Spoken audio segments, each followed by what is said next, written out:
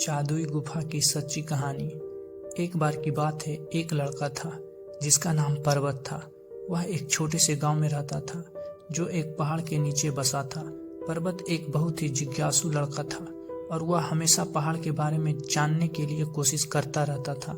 वह अक्सर पहाड़ पर चढ़ता था और उसके आसपास की दुनिया को पता भी लगाता था। एक दिन पर्वत पहाड़ पर चढ़ रहा था, तभी उसे एक गुफा दिखाई दी। वह पहले कभी उस गुफा को नहीं देखा था, इसीलिए वह अंदर देखने के लिए उत्सुक था। वह गुफा में घुसा और उसके एक अद्भुत जगह मिली। गुफा में चमकदार पत्थर थे और दीवारों पर अजीब अजीब चित्र थे। पर्वत ने कभी ऐसी जगह नहीं देखी थी।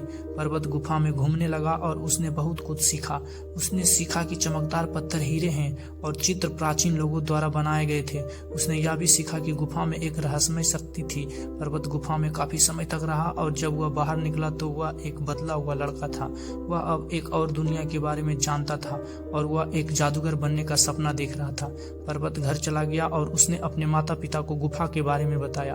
उसके माता पिता को विश्वास नहीं हुआ, लेकिन पर्वत ने उन्हें गुफा के बारे में सब कुछ बताया। उन्होंने उसे सुन लिया और उन्होंने उसे गुफा में वापस जाने की अनुमति दे दी।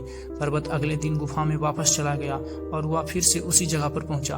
उसने फिर से गुफा का पता लगाया और उसने और भी अधिक सीखा। उसने सीखा कि हीरे जादुई शक्तियों से भरे हुए थे और चित्र प्राचीन लोगों द्वारा जादू के लिए बनाए गए थे।